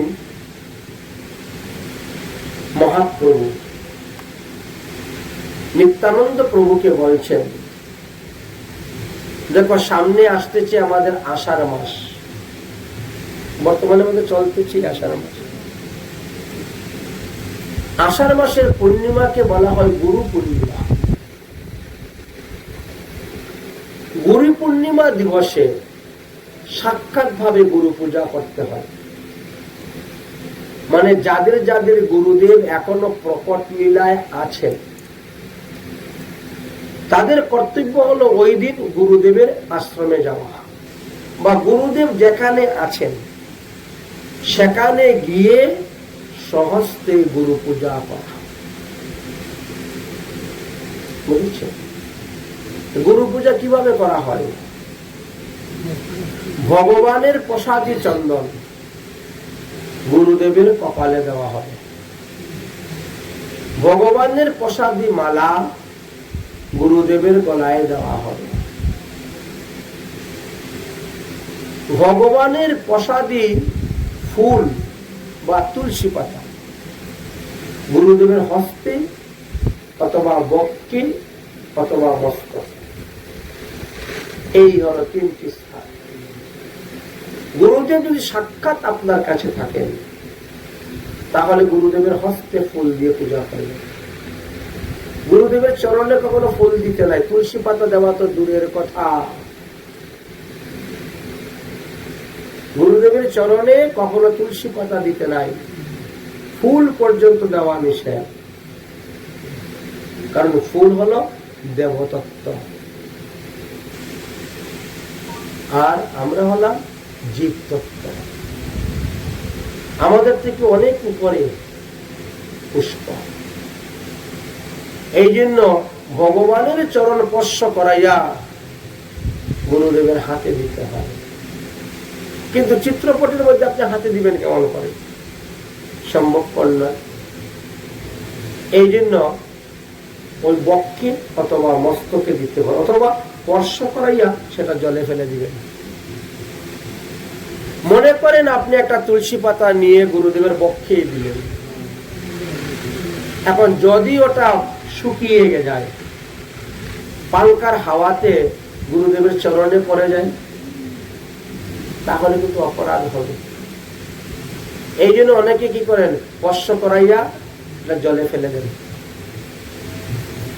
সরগোস্বামী, 64 মহান্ত, দ্বাদশ গোপাল, অষ্ট কবিরাজ এবং গুরুবর্গ, গুরুদেব, পরম গুরুদেব, শ্রী গুরুদেব, দীক্ষা গুরু, শিক্ষা গুরু, যেই বলেন না কেন, কারো চরণে তুলসী পাতা দেওয়া যাবে না, ফুল দেওয়া যাবে না,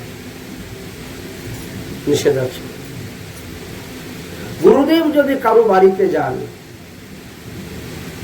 তুলসী পাতার জল দিয়ে পা ধোয়ানো যাবে না। জলের মধ্যে তুলসী পাতা দিয়ে নিয়ে চলে আসে, পা ধোয়াইবে, দেওয়া যাবে। প্লেন জল, টিউবওয়েলের জল, কুয়ার জল, নদীর জল, পুকুরের জল হবে, কিন্তু গঙ্গা জল হবে না। গুরুদেবের চরণ ধোয়াবেন, সেটা গঙ্গা জল দেওয়া যাবে না। এই জন্য পূজা করার সময় 2টা পঞ্চপাত্র স্থাপন করতে হয়। যারা পূজা করবে তাদের ঘরে এই যে আচমনি পাত্র, এটা কি বলো তোমরা? আচমনি পাত্র। এই পাত্র 2টা থাকতে হবে, একটা থাকলে হবে না, 2টা থাকতে হবে। একটার মধ্যে আপনি গঙ্গা জল দিবেন, ফুল দিবেন, তুলসী দিবেন, চন্দন দিবেন, অগুরু দিবেন, কর্পূর দিবেন, দিয়ে সুবাসিত জল বানাবেন। এই জল দিয়ে ভগবানের পা ধোয়ানো। তুলসী পাতার জল দিয়ে হাত ধুইলে হাত শুদ্ধ হবে না, প্রসাদী রয়ে গেল। হাত শুদ্ধ হলো কেমন করে? আপনি এর মধ্যে তুলসী পাতা দিলেন, আবার ওটা দিয়ে আপনি হাত ধুচ্ছেন, কেমন করে হয়?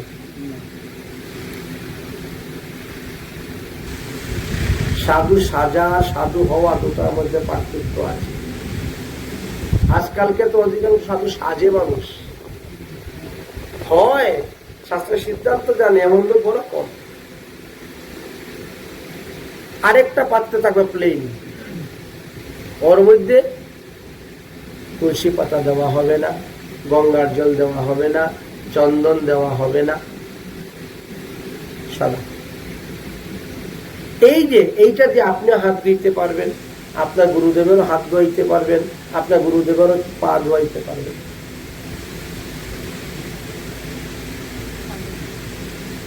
ইদম পদ্মার্গম শ্রী গুরুবে নমঃ। তাহলে এবার বুঝতে পারছেন, এই জন্য নিয়ম 2টা আলাদা। বিশেষ করে গুরুদেবের যেটা পা ধোয়ানো হয় বা নিজে যেটা হাত ধোয়ানো হয় সেটা স্টিলের আচমন পাত্র হইলেই ভালো। যদিও তামা আমাদের শুদ্ধ পবিত্র বলেছেন, হ্যাঁ পবিত্র, তবু কিছু কিছু ক্ষেত্রে লেখা আছে যে যেভাবে শঙ্কের মধ্যে জল দিলেই শঙ্কের জলটা গঙ্গা জল হয়ে যায়।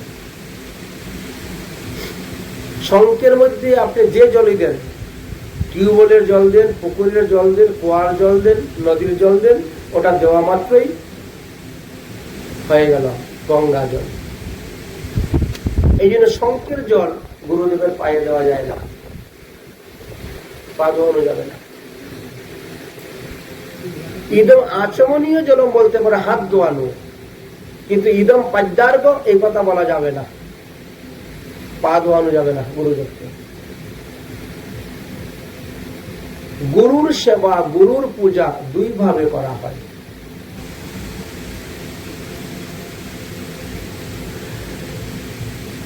একটি হলো পরিচর্যা রূপী সেবা, আর একটা হলো প্রাসঙ্গ রূপী সেবা। গুরুর কাপড় চোপড় ধুয়ে দেওয়া গুরু সেবা, গুরুর হাত পা টিপে দেওয়া গুরু সেবা, গুরুদেব অসুস্থ হয়েছেন ঔষধ এনে দেওয়া গুরু সেবা, গুরু দূরদেশ থেকে এসেছেন তিনাকে যথাসাধ্য দক্ষিণা দেওয়া হলো গুরু সেবা। গীতা ভাগবত আদি পাঠ প্রসঙ্গ গুরু সেবা। শঙ্কতে তুলসী দিতেই হবে, শঙ্ক থেকে তুলসী কখনো সরাইতে নেই, কারণ শঙ্কচূড়ের স্ত্রী তো ছিলেন তুলসী বৃন্দা। এই জন্য শঙ্খ থেকে তুলসী কখনো আলাদা করতে নাই। শঙ্খতে ফুল দিবেন, তুলসী দিবেন, চন্দন দিবেন, সবকিছু। ভগবানের ভোগে কোন সময় যদি পত্র মানে তুলসী পত্র হয়তো অল্প আছে, অনেক সময় হয়তো দেওয়া যায়, দেওয়া যায়, দেওয়া যায়। তুলসী পাতার অভাব হলে তুলসী গাছের ডাল দেওয়া যায়, শুকনো ডাল দিতে পারেন। তুলসী কাঠ ঘষে সেই চন্দন দিতে পারবেন, লেখা আছে, এটা শাস্ত্রে এটি লেখা আছে। তো গুরু পূর্ণিমা দিন প্রত্যেকের কর্তব্য হলো স্বহস্তে গিয়ে গুরু পূজা করা। আর সবার ভাগ্যে তো সম্ভব নয়, হয়তো আপনার বাড়ি থেকে 1000 কিলোমিটার দূরে আছেন গুরুদেব, এত দূর গিয়ে গুরু পূজা করা তো সম্ভব নয়। এই জন্য কি করা হয়, এক এক বৎসর এক এক জায়গাতে গুরু পূর্ণিমা উৎসব পালন করা হয়। আমাদের গুরু মহারাজ যখন ছিলেন দেখতাম আমরা, নিমন্ত্রণ দেওয়া হয়ে যেত, এই বছর অমুক জায়গায় গুরু পূজা হইবে, সুতরাং যে যেতে পারো যাও গুরু পূজার জন্য বলেছে। যাই হোক, এবার মহাপ্রভু নিত্যানন্দ প্রভুকে বলছেন, শোনো শোনো নিত্যানন্দ শ্রীপাদ গোসাই, গুরু পূজা তোমার এবার হবে কোন ঠাই? তুমি এবার কোথায় গুরু পূজা করবে? আচ্ছা, গুরু পূর্ণিমা দিন গুরু পূজার সঙ্গে সঙ্গে আরেকটা পূজা করতে হয়, ব্যাস পূজা। হ্যাঁ, ব্যাস মানে ব্যাসদেব। ব্যাস আসল নামটা তো ব্যাসদেব দেন নাই, ব্যাস এটা নাম দিয়েছে সুখদেব গোস্বামী। এই আসনের নাম ব্যাস আসন। তো ব্যাস আসনের পূজা করলেও গুরু পূজা, ব্যাস পূজা হয়। ব্যাসদেবের চিত্রপট, ফটো দেখবেন গোরখপুর গীতাপেশের যে ভাগবত ওর মধ্যে দেওয়া আছে, ওখান থেকে আপনি প্রিন্ট আউট করে নিয়ে আসতে পারেন। বৎসরে একদিন ব্যাস পূজা করতে হবে, কারণ ওই দিন ব্যাসদেবের জন্ম। ব্যাসদেব ভগবানের 17 নম্বর অবতার। শ্রীমদ্ ভাগবত মহাপুরাণের প্রথম স্কন্ধের 3য় অধ্যায়ে আলোচনা করা আছে যে ব্যাসদেব হলেন ভগবানের 17 নম্বর অবতার। তিনি নিজেই তিনার জীবন চরিত্রাবলী গ্রন্থ লেখার জন্য তিনি ব্যাস রূপে এসে অবতীর্ণ হয়েছেন। এই জন্য ব্যাসদেব আমাদের 17 নম্বর অবতার বলা হয়েছে। এই গুরু পূর্ণিমা দিনে তিনি আবির্ভাব হয়েছেন বলে সেদিন ব্যাস পূজা করতে হয়। আবার এই গুরু পূর্ণিমা দিন আমাদের সনাতন গোস্বামী পাদ তিরুভাব হয়েছেন। সনাতন গোস্বামী পাদ তিরুভাব হয়েছিলেন। সনাতন গোস্বামী তিরুভাব হয়েছিল বলে সেই দুঃখে বৃন্দাবনের সমস্ত ব্রজবাসীগণ মাথা মুন্ডন করেছিলেন। আমাদের বাবা মারা গিয়েছেন, সনাতন গোস্বামীকে সবাই বাবা ডাকতেন। বাবা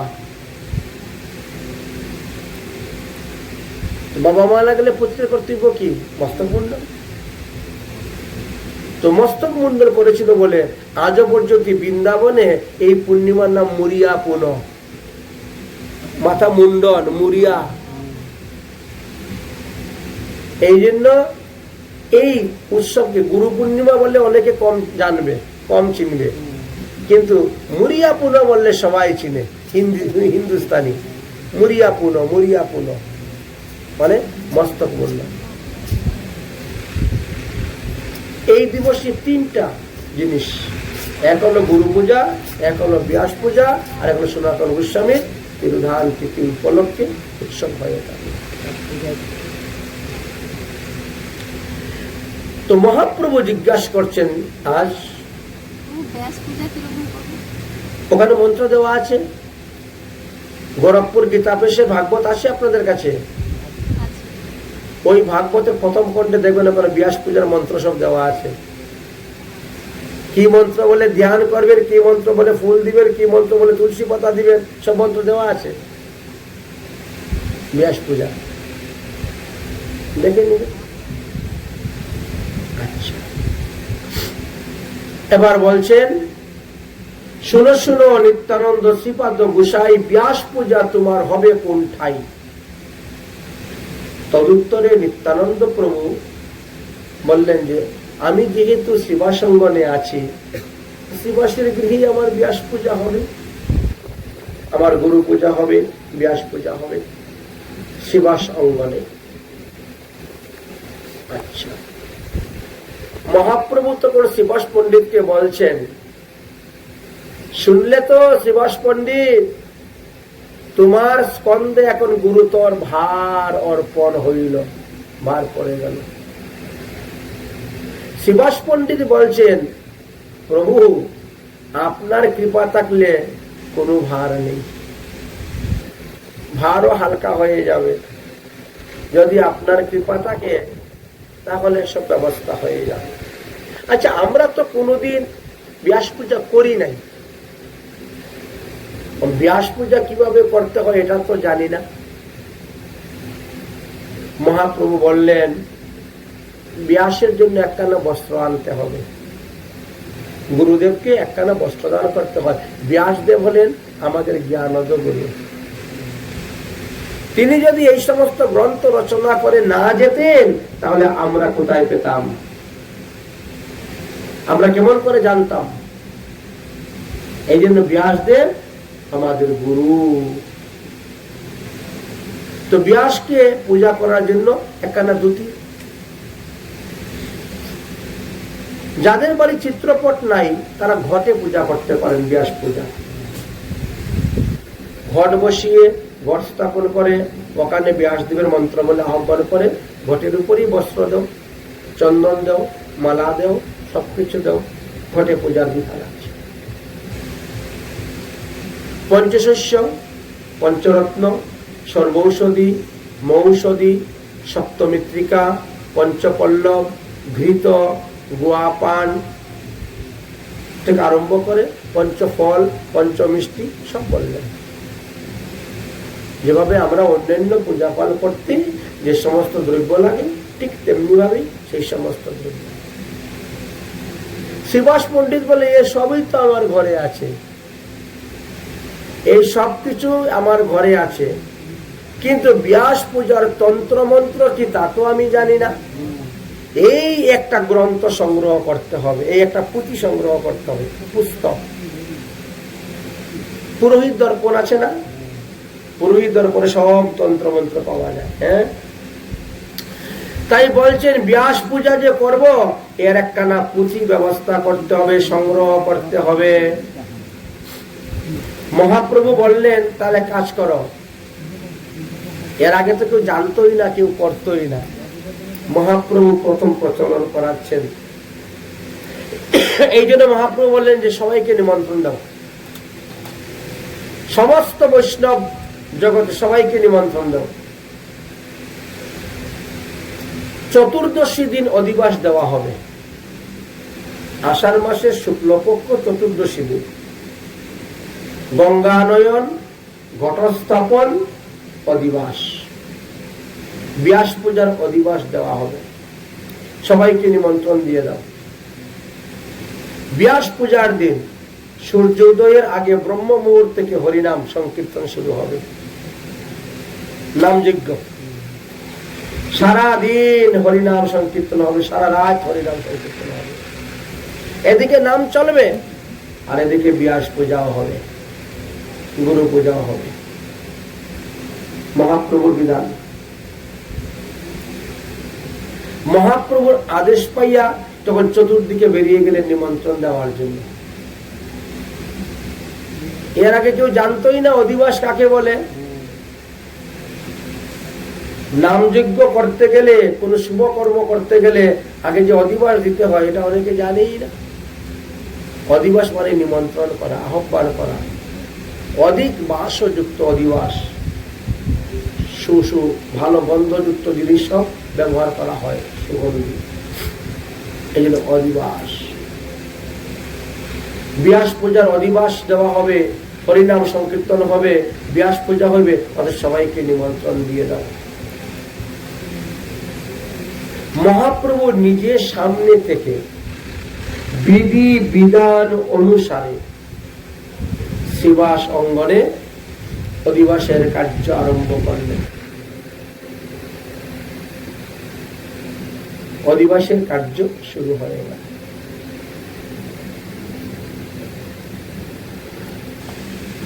অধিবাসের কীর্তন শুরু হয়ে গেল।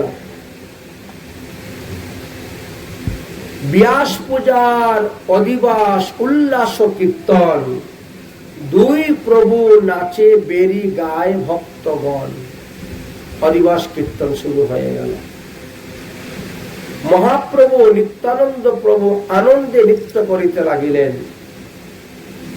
তালে তালে বাজনা বাজছে, তালে তালে নৃত্য করছে। নৃত্য করতে করতে করতে করতে দুজনের বাহ্য জ্ঞান শূন্য হয়ে গেছে। কখনো হাসেন, কখনো কাঁদেন, কখনো ধুলায় গড়াগড়ি যায়। এইভাবে মধ্যরাত্র 12টা বেজে গেছে। ব্যাস পূজার অধিবাস কার্য সমাপ্ত হল। মহাপ্রভু বললেন এবার সবাই যার যার ঘরে গিয়ে বিশ্রাম করো, ভোরবেলা চলে আসবা। ভোরবেলা থেকে নাম ধরা হবে, সূর্যোদয়ের আগে থেকে নাম ধরা হবে বলে মহাপ্রভু সবাইকে বিদায় দিয়ে মহাপ্রভু তিনিও নিজের ঘরে চলে গেছেন। নিত্যানন্দ প্রভুর আবার ভাব এসে গেছে। ভাবাবেশে তিনি একা একা নৃত্য করছেন, একা একা কীর্তন করছেন, একা একা কাঁদছেন, একা একা হাসছেন, একা একা ধুলায় গোড়াগড়ি দিচ্ছেন। সারাত্রি ঘুম নেই। ভোরবেলা কি করেছেন নিত্যানন্দ? শেষ রাত্রি নিত্যানন্দ হুঙ্কার করিয়া নিজের দণ্ড কমণ্ডল ফেল ভাঙ্গিয়া। ইনি তো অবধূত, সন্ন্যাসীর উপরে হলো অবধূত। হাতে ছিল বাঁশের দণ্ড আর কমণ্ডল নিয়ে ঘুরে বেড়াতেন। কিন্তু সেই দিন তিনার কি ভাব হইল, সেই দণ্ড কমণ্ডল মাটির মধ্যে আচার মারতে মারতে ভেঙে দিয়েছেন, শেষ। শিবাস পণ্ডিত বলছে এ আবার কোন সর্বনাশ উৎপন্ন হলো, যাও মহাপ্রভুকে গিয়ে বলো এর বিধান কি, কি করা যায়। শিবাস পণ্ডিত তখন তিনার ভাই রামাই পণ্ডিতকে পাঠাইলেন। শিবাস পণ্ডিতরা 5 ভাই ছিলেন, তো রামাই পণ্ডিতকে যাও যাও গিয়ে মহাপ্রভুকে বলো এখন কি করি। মহাপ্রভু শুনলেন, শোনার পরে বললেন যে এখন আর কি করবেন, দণ্ড কমণ্ডল নিয়ে গঙ্গায় ভাসাই দাও, আর নিত্যানন্দকে স্নান করাইয়া নিয়ে আসো, আমি একটু পরে আসতেছি। তারপরে ব্যাস পূজার যে বিধিবিধান সেটা আমি বলবো, কিভাবে ব্যাস পূজা করতে হয় সে ব্যবস্থা করে দিই। এদিকে একে একে সব ভক্তগণ আসা শুরু হয়ে গেছে। আসিয়া মিলিলা সব ভাগবতগণ নিরবধি কৃষ্ণ কীর্ত করেন তখন। 16 নাম 32 অক্ষর। কীর্তনের মধ্যে কোনো কথা নাই, কিন্তু বর্তমান জগতে কীর্তন বন্ধ করে দিয়ে লীলা শুরু হয়ে যায়, এটা নিষেধ। কীর্তন যখন চলবে তখন 16 নাম 32 অক্ষর ছাড়া 17 নাম হবে না, 18 নাম হবে না। কীর্তন বন্ধ করে দিয়া বাঁশি বাজাইয়া নাচিয়ে দিয়া হবে না, নাম চলবে। কোন রকম ডায়লগ দেওয়া যাবে না, কোন রকমের বক্তব্য দেওয়া যাবে না, প্রবচন দেওয়া যাবে না, নাম চলছে, নাম চলবে। একই নাম 24 ঘন্টা, মধ্যে কিছু নেই। কিন্তু বর্তমানে এরকম নাম হয় খুব কম। মানুষ লীলা শুরু করে দেয়, নাম বন্ধ করে দিয়ে নাচানাচি শুরু করে দেয়, মৃদঙ্গটা হাতে নিয়ে মাথা ঝাড়াইয়া চুল ঝাড়াইয়া একেবারে কি না কি করে দেয়, ভং।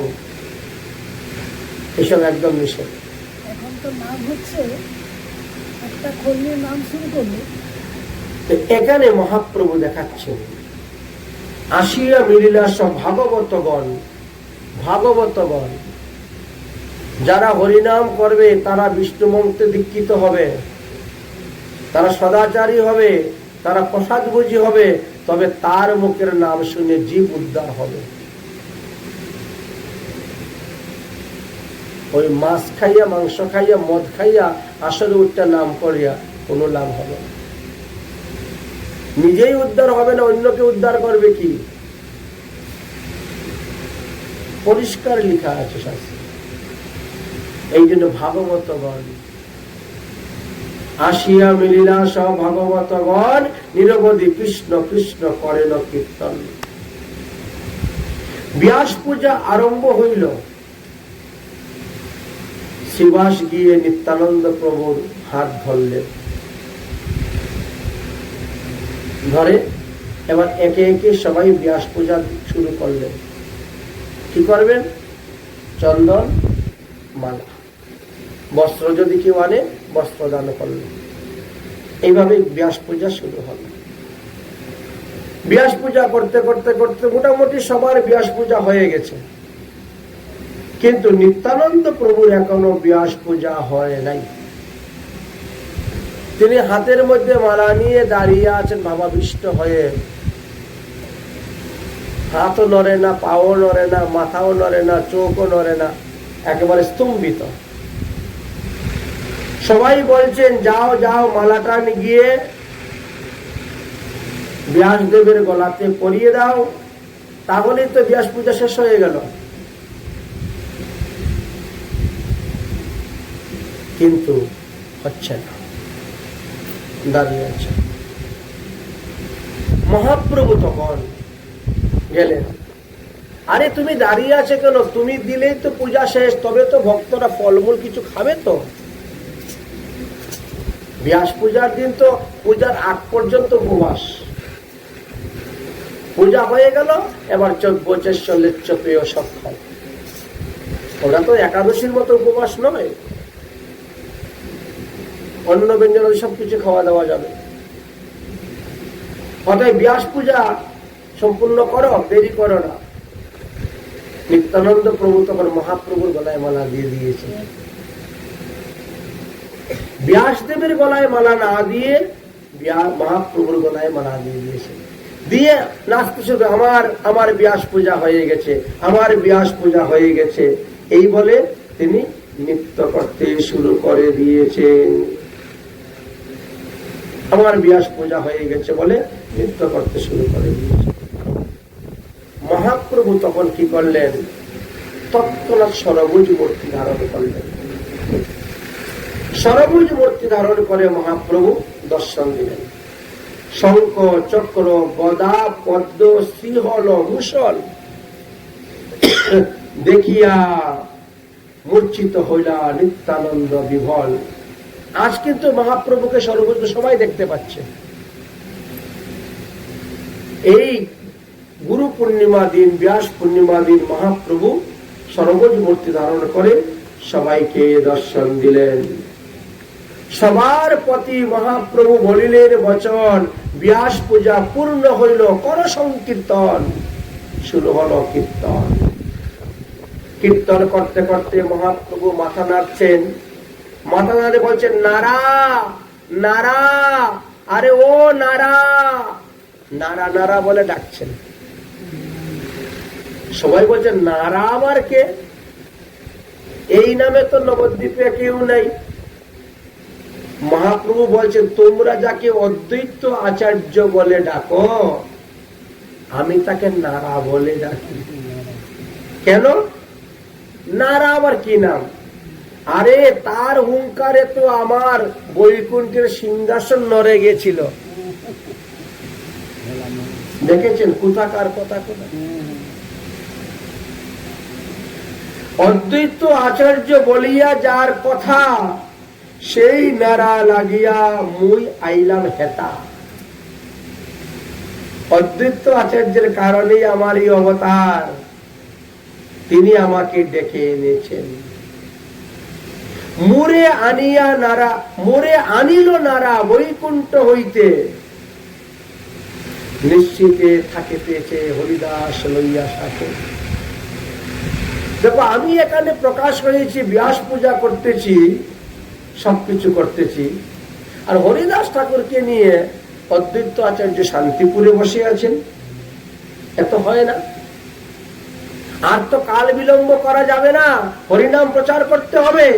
সংকীর্তন আর ঘরের ভিতরে বন্দি রাখা হবে না, এখন সংকীর্তন সর্বত্র প্রচার করতে হবে। সংকীর্তন আরম্ভে আমার অবতার, ঘরে ঘরে কীর্তন করিব প্রচার।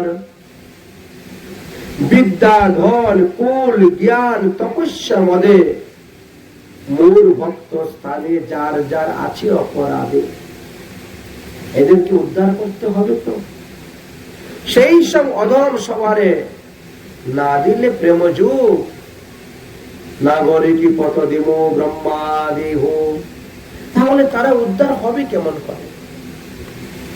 শুনিয়া আনন্দে ভাসেন ভক্ত সকল, ফলে সুস্থির হইলেন শিষ্য নন্দন।